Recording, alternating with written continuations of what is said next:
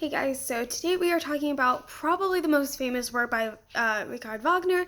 This is Tristan und Isolde, or Tristan and I believe Isabella, the German version of Isabella. It's an opera. It's probably Wagner's most famous opera, maybe one of the most famous operas of all time for sure. He composed this between 1857 and 1859. It took him about 2 years to complete the whole thing, but then it wasn't premiered until a few years later, actually almost 10 years later. This is considered one of the peaks of opera throughout history. Wagner kind of broke all the rules that were in place beforehand. In the Renaissance and the Baroque eras, they were making all these rules about what kind of notes worked together well and what kind of notes didn't. And Wagner just did away with all of them. And the way that he did it was so that he could portray emotions a lot more clearly.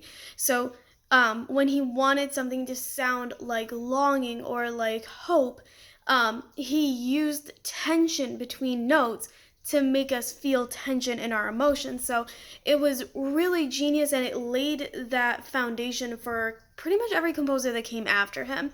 They even called themselves Wagnerian composers after him because of Tristan und Isolde.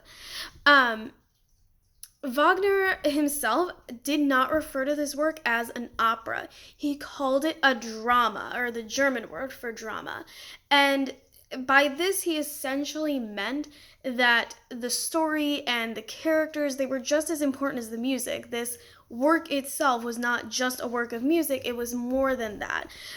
We'll talk a little bit later about something called Gesamtkunstwerk, which is whole art, and this is kind of the predecessor to that.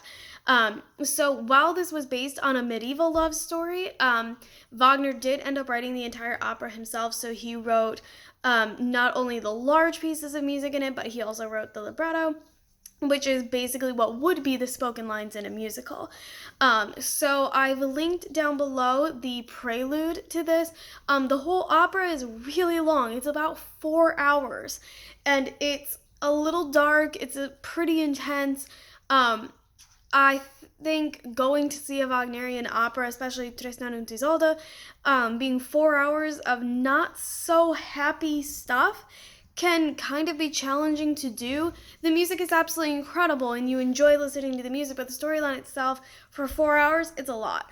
So I've linked in the prelude here, and it gives you just a sense of what this opera is like and the feelings that Wagner is trying to portray. So I hope you enjoy it, and we will be back tomorrow to talk about more.